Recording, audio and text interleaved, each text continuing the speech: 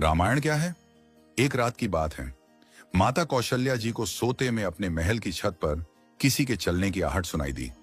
नींद खुल गई। पूछा कौन है? मालूम पड़ा श्रुतकीर्ति जी, सबसे छोटी बहू, शत्रुघ्न जी की पत्नी। माता कौशल्या जी ने उन्हें नीचे बुलाया। श्रुतकीर्ति जी आई, चरणों में प्रणाम कर खड़ी रह गईं। माता कौशल्या जी ने पूछा, श्रुति, इतनी रात को अकेली छत पर क्या कर रही हो बेटी? क्या नींद नहीं आ रही? शत्रुघ्न कहाँ है? श्रुति कीर्ति की आंखें भर आईं। मां की छाती से चिपटी, गोद में सिमट गईं। बोली, मां, उन्हें तो देखे हुए 13 वर्ष हो गए। उफ! कौशल्या जी का हृदय कांप कर झटपटा गया। तुरंत आवाज लगाई। सेवक दौड़े आए। आधी रात ही पालकी तैयार हुई। आज शत्रुघ्न जी की खोज होगी। मां चली। आपको मालूम है शत्रुघ्न जी कहाँ मिले? अयोध्या जी के जिस दरवाजे के बाहर भरत जी नंदीग्राम में तपस्वी होकर रहते हैं, उसी दरवाजे के भीतर एक पत्थर की शिला है। उसी शिला पर अपनी बाह का तकिया बनाकर लेटे मिले। मां सिराहने बैठ गईं, बालों में हाथ फिराया तो शत्रुघ्न जी ने आंखें खोली। मां! उठे, चरणों में गिरे। मां, आपने क्यों कष्ट किया?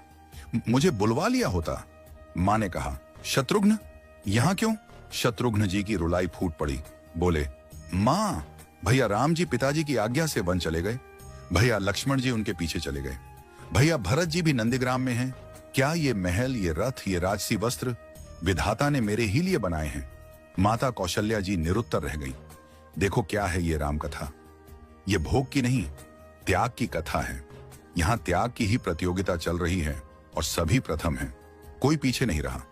चारों भाइयों का प्रेम और त्याग एक दूसरे के प्रति अद्भुत, अभिनव और अलौकिक है।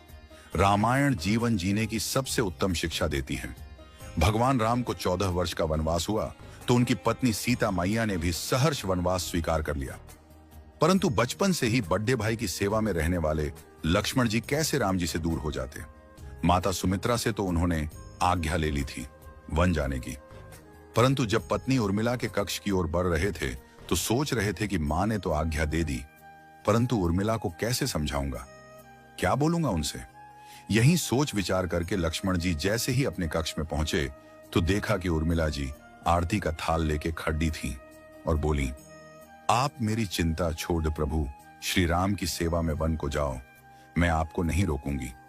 मेरे कारण आपकी सेवा में कोई बाधा ना आए, इसलिए साथ जाने की जिद भी नहीं करूंगी। लक्ष्मण जी को कहने में संकोच हो रहा था, परंतु उनके कुछ कहने से पहले ही उर्मिला जी ने उन्हें संकोच से बाहर निकाल दिया। वास्तव में यही पत्नी का धर्म है। पति संकोच में पड़े उससे पहले ही पत्नी उसके मन की